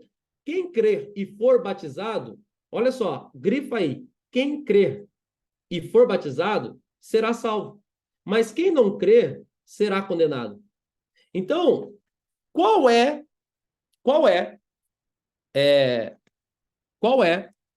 o que eu preciso fazer para ser batizado? Como eu preciso estar para ser batizado?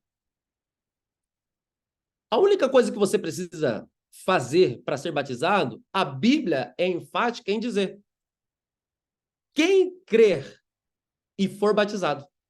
Ou seja, a única coisa que você precisa fazer antes de batizar é crer.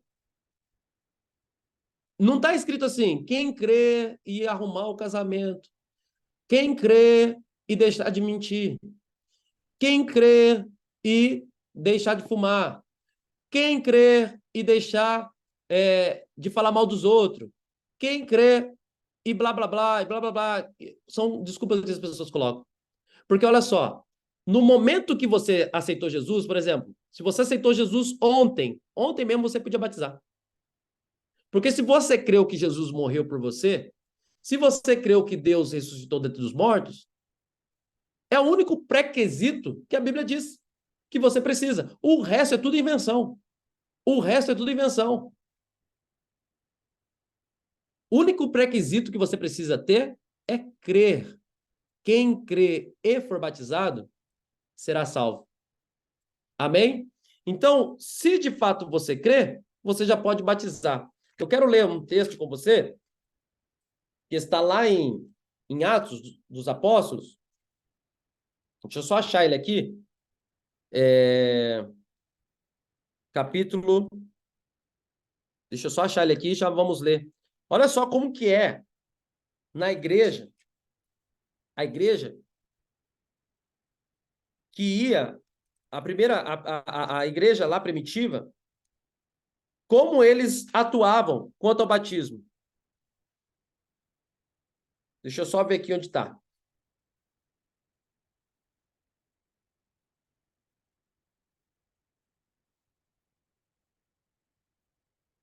Deixa eu ver.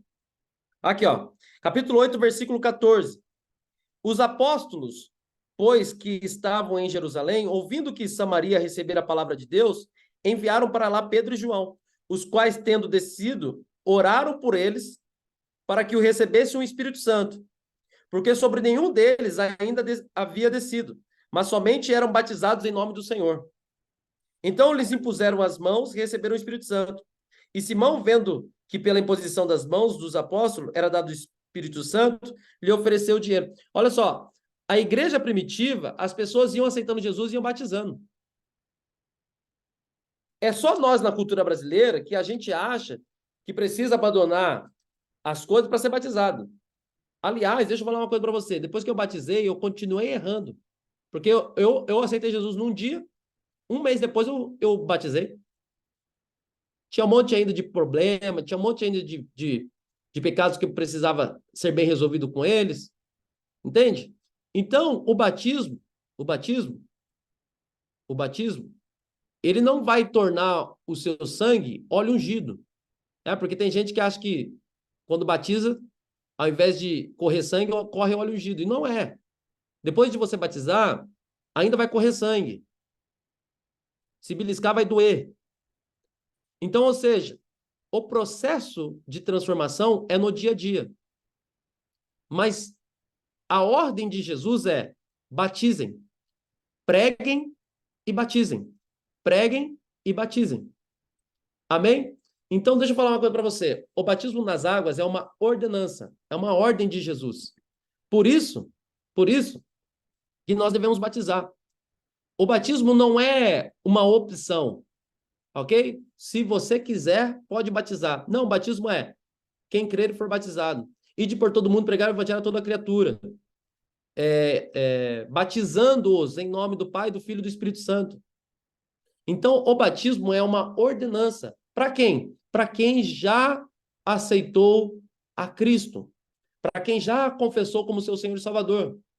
Então, nenhum argumento que nós criemos na nossa cabeça vai mudar aquilo que Deus disse.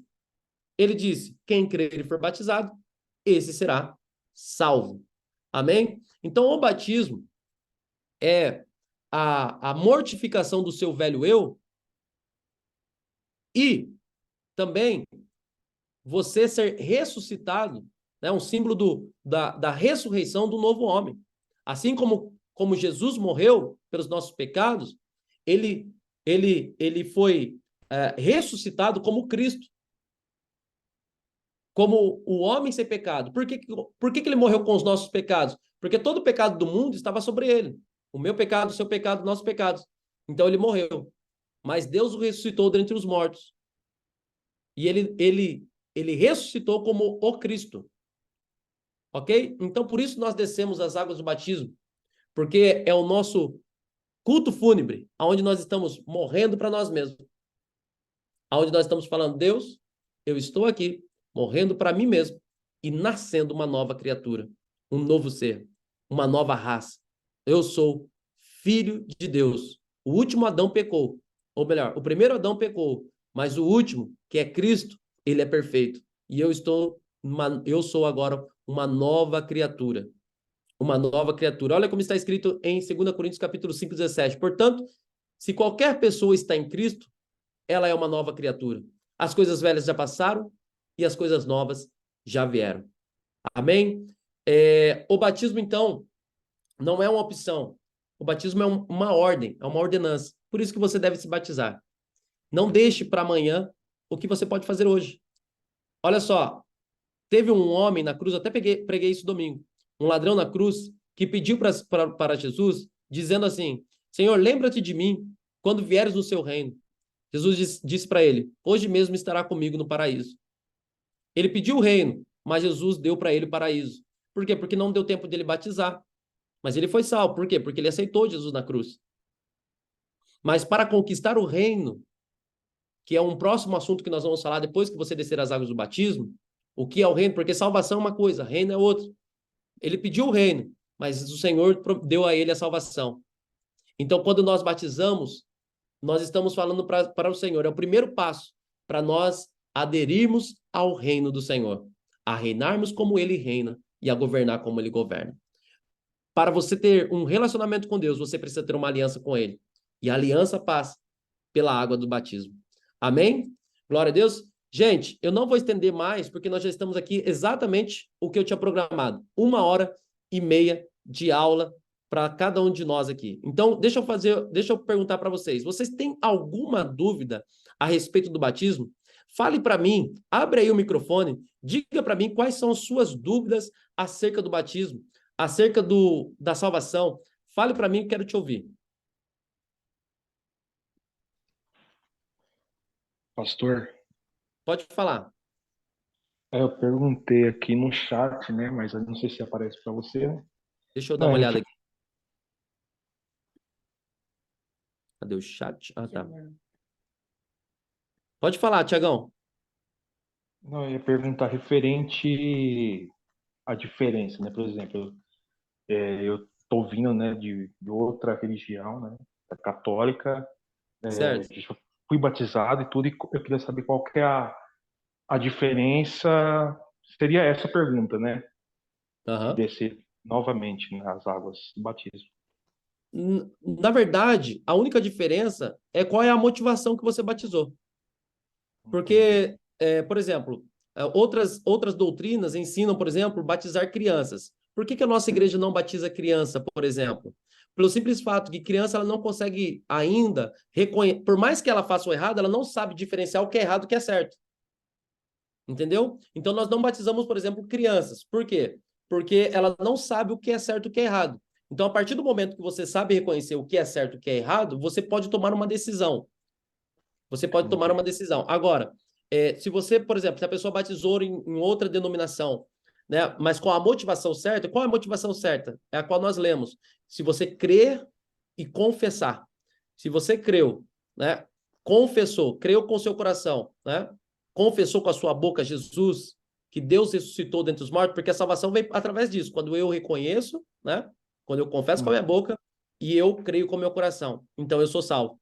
Então, a partir desse momento, se você batizou a partir desse momento, o seu batismo é válido, ok? Essa é a motivação correta. Mas se não foi a partir desse momento, se nunca houve esse ato, então eu recomendo às pessoas que batizem. entendi. Outra coisa também, Thiago, é o tipo de batismo. Nós cremos no batismo por imersão, não por aspersão. Aspersão é aquele batismo que só joga uma aguinha, né? Por que nós cremos no batismo e nós fazemos o batismo por imersão? Porque é o batismo que Jesus fez. Foi porque a Bíblia fala que ele saiu das águas, ele foi retirado das águas. Ou seja, como João Batista batizava no rio, então claramente faz nos entender que Jesus foi imerso, ele foi submerso. Ou seja, ele foi imergido nas águas, ok? Então, esse é o batismo que nós cremos, que é por imersão. Então, nós batizamos numa piscina, nós batizamos numa praia, nós batizamos num rio, mas desde que a pessoa possa imergir nessas águas. Entendi, beleza. Ficou claro aí, Thiago? Opa, Bom gostei. dia, paz a todos. Paz, Lucas, queridão, tudo bem, e- Alex? tudo bem? E qual que é a diferença do batismo do crente e da católica? Você falou um pouco aí, acho que você acabou falando um pouco aí do batismo aí, mas qual que é a diferença? A diferença é a imersão, então? A diferença é a imersão, porque eles fazem por aspersão, nós fazemos por imersão, porque nós seguimos a doutrina do batismo de Jesus. E não somente Jesus, como batizou assim, João Batista batizou Jesus assim, lá em Atos, quando um príncipe etíope está numa carruagem, a Bíblia fala que no momento Felipe é levado até essa carruagem.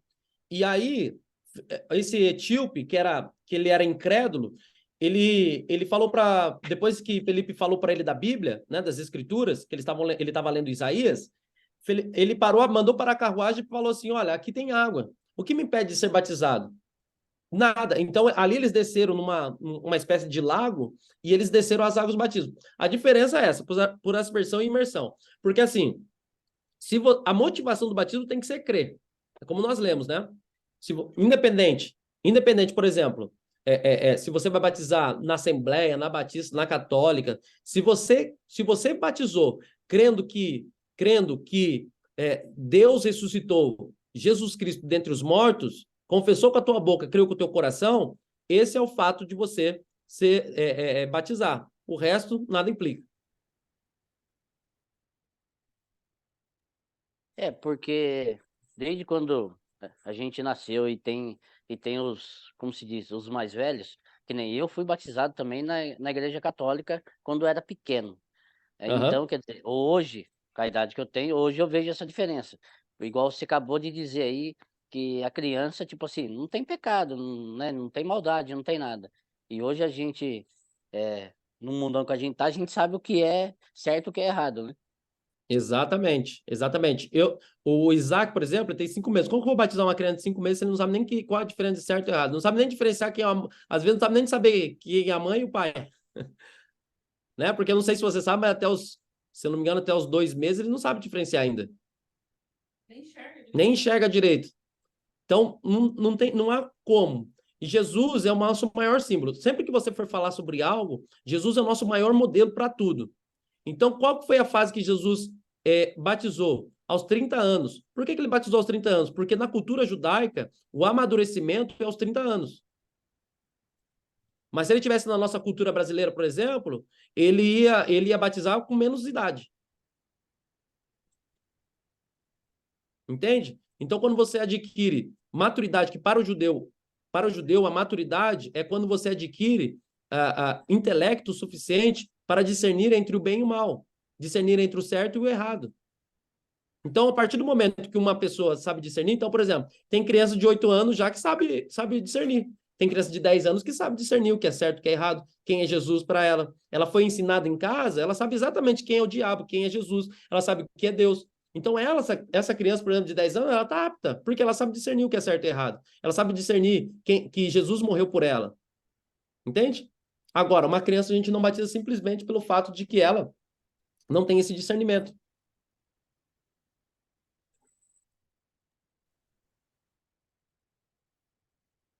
Respondido? Joyce, tem pergunta, Jéssica?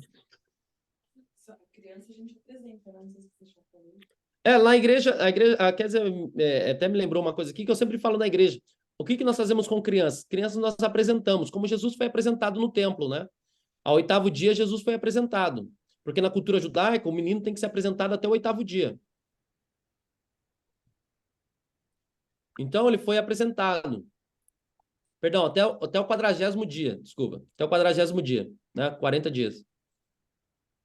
As meninas não, as meninas podem ser apresentadas, na cultura judaica pode ser apresentado com mais tempo, mas Jesus ele foi apresentado quando criança.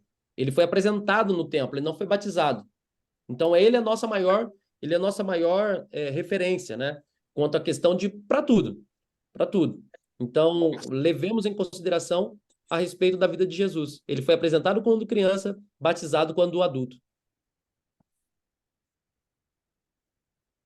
Mais perguntas? Respondi. Se tiver mais dúvidas, pode perguntar. Pastor, só um comentário. Na nossa igreja, né, a gente se batiza uma vez só, porque às vezes a gente vê pessoas se batizando em várias igrejas, mas eu acho que vale a pena comentar, né, independente se é quadrangular, assembleia, qualquer que seja, né, se você participou do batismo, é uma única vez. E outra, o que o Cristiano está falando é algo muito sério, e também o que valida o seu batismo é qual foi a motivação que você batizou. Porque tem gente que não creu. Tem gente que só foi por causa do Mauê. Eu conheço gente que só batizou por causa do Mauê. Às vezes nem sabe por que está fazendo aquilo. Nem sabe o que é o batismo. Foi lá e tomou um banho de água. Entende? Então, o que define o batismo é qual é a motivação do meu coração? É porque eu estou crendo em Jesus? Entende? Eu me batizei dia 10 de agosto de 2008. Foi meu único batismo. Por quê? Porque eu tinha certeza. Eu confessei. Eu declarei que Deus ressuscitou Cristo dentre os mortos. E a partir daquele momento, se eu quisesse me batizar dia 10 de julho, que foi quando eu aceitei Jesus, um mês depois, dia 10 de agosto, me batizei, se eu quisesse, naquele dia, em julho, quando eu aceitei Jesus, quando eu confessei ele com a minha boca e criei com o meu coração, se naquele dia eu quisesse descer as águas, eu podia. Por quê? Porque a minha motivação era essa. Entende? Então, assim, é importante você salientar que se a pessoa fez isso na Assembleia, na Presbiteriana, na Batista, em qualquer outro lugar, com essa convicção, não há por que ela batizar de novo.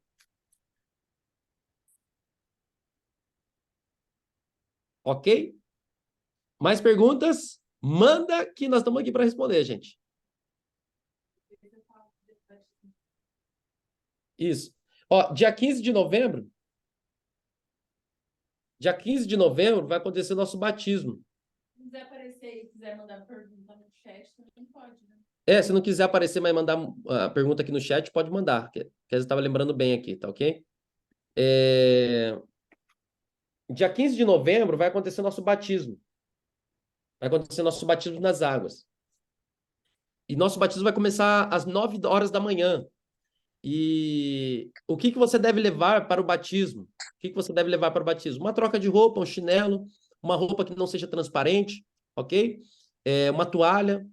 E a bata do batismo vai ter lá na hora que será dada, ok? Vai ter uma bata do batismo lá bonita, branca, ok? Com o nome da nossa igreja, logo, tudo mais. Mas é importante que você leve uma troca de roupa, porque na hora lá depois você vai molhar, vai ter o vestiário lá para você se arrumar, se aprontar, mas é importante que você leve a roupa, ok? O que é a recomendação para você? Leva a família, leva as pessoas, levem familiares, porque esse é Gente, eu falo que esse é o momento mais importante da tua vida. 2 momentos importantes da nossa vida. O momento em que nós aceitamos Jesus e o momento que nós batizamos. O momento que nós batizamos. Às vezes as pessoas falam assim, meu casamento. Mas a pessoa já casou 10 vezes, pô. Entendeu? Então, assim, o momento... Agora, aceitar Jesus é uma vez só. Entende? Batizar é uma vez só. Então, é o momento mais importante da tua vida. É o momento mais marcante da tua história. Então, leve seus familiares. Porque o ambiente se torna um ambiente espiritual. Veja quando Jesus batizou, ele é o nosso maior modelo. Quando ele batizou, o céu manifestou. E quando você batiza, o céu manifesta. Eu fui batizado em línguas estranhas, né? Eu fui batizado com o dom de línguas estranhas, melhor dizendo, né? Quando eu me batizei. Quando eu desci as águas do batismo, eu fui batizado e Deus me deu novas línguas ali. E eu fui batizado, fui cheio do Espírito Santo. Foi um dos momentos mais épicos da minha vida foi o dia que eu me batizei. Eu não conseguia, para você ter ideia, eu não conseguia ficar de pé no dia do meu batismo. Eu só chorei o tempo todo. O tanto que Deus ministrou no meu coração no dia do meu batismo. Por isso, levem as pessoas, porque é um momento sobrenatural, é um momento especial. Eu me batizei lá no Guarujá. Ok? Amém, gente? O que mais, Kézia? Alguma observação? A gente vai se falando. Acho que por hora é isso. Gente, se tiver mais alguma dúvida, surgir alguma dúvida, pode mandar lá no grupo. Eu respondo por áudio para vocês, tá bom? Pode mandar lá. Se eles tiverem alguém. Ô, Lucas, e qual que é o endereço da onde vai ser o batismo? Tá. Eu vou mandar para vocês lá no grupo, tá bom? O endereço completo. Vou mandar lá no grupo certinho o endereço. Mas é o caminho de para Itatiba, ali é clube... Como é o nome daquele clube? Não. Esqueci o nome do clube, gente. Meu Deus do céu, deu um branco aqui. Mas eu vou mandar tudo certinho ali no grupo. Aí vocês... eu vou anexar ali em cima o endereço, tudo certinho, o horário, para vocês não tiverem problema. Se alguém precisar de carona, a gente combina, a gente pega na igreja, em algum lugar a gente marca. Se precisar de carona, é só mandar no grupo lá e a gente leva vocês. Não tem problema nenhum, tá? Mas o importante é estarmos juntos nesse dia. Vai ser uma grande festa, tenho certeza disso. Dia 15 já está aí pertinho e eu tenho certeza que vai ser uma grande festa. Se tiver alguma dúvida, de novo, manda lá no grupo, porque a sua dúvida pode ser dúvida de um monte de gente que está lá, ok? Ou se não quiser mandar no grupo, quiser mandar no seu celular, né, amor? Às vezes a pessoa fica meio constrangida. Isso, e se quiser mandar para mim em particular também, não há problema. Pode mandar no particular, sem problema algum, te responder com muito carinho, muito amor. Ok? Estamos totalmente à disposição de vocês e espero que nessa aula que nós tivemos aqui, eu sei que nós poderíamos passar a tarde toda aqui, o dia inteiro aqui falando sobre esse assunto, mas eu também não quero delongar para não cansar vocês. Amém? Para vocês não terem excesso de informação. Amém? Gente, Deus abençoe a vida de vocês. Obrigado por dispor do seu tempo. O seu tempo nos honra. Olha lá, ó, a Kézia e o Isaac estão ali. Oi, filho, bom dia. Obrigado por você dispor do seu tempo, obrigado por você dispor da sua vida, porque tempo é vida. Quando você dispõe parte do seu tempo, você está dispondo parte da sua vida. E outra, o que você está fazendo hoje aqui não voltará vazio para a eternidade. Por quê? Você tá dando a sua vida para se informar da vida de Cristo. Amém? Então, Deus abençoe, fiquem com Deus. E, vou fazer uma oração aqui para nós encerrar. Amém? Posso orar? Orar. Pai, graças te damos por tudo. Obrigado, Senhor, por essa aula especial. Obrigado por confirmar no nosso coração a nossa salvação. E obrigado por confirmar na nossa vida também, Senhor, o que devemos fazer. O batismo não é uma opção. O batismo é uma ordenança. É um sacramento qual o Senhor nos diz. Senhor, que o Senhor possa nos dar graça suficiente para podermos, Senhor, descermos as águas do batismo, para que possamos, Senhor, termos uma aliança, e porque o Senhor tem um relacionamento apenas com quem tem aliança com o Senhor. Nós te agradecemos, Senhor. Dá-nos um dia especial, um feriado abençoado, que nós possamos, Senhor, te sentir, te tocar, que nós possamos, Senhor, nesses próximos dias, experimentar, Senhor. E que Satanás, Pai, quando ele tentar contra a nossa vida, nos ludibriar, nos enganar, tentar, Senhor, nos tirar, colocar falsas verdades, colocar mentiras no nosso coração, Senhor, que nós possamos olhar para o nosso autor e consumador da nossa fé, que é Cristo Jesus, o verdadeiro sumo sacerdote, que nos fez reis e sacerdotes para Deus. Nós te agradecemos essa tarde, nós te louvamos em nome de Jesus. Muito obrigado. Amém. E graças a Deus. Amém, gente? Deus abençoe. Tenha um restante de quinta-feira abençoado em nome de Jesus. Ó, para quem quiser, tem macarrão lá na igreja hoje, viu? Um beijo no coração de vocês. Eu vou para lá almoçar. Tchau, tchau, gente. Beijo.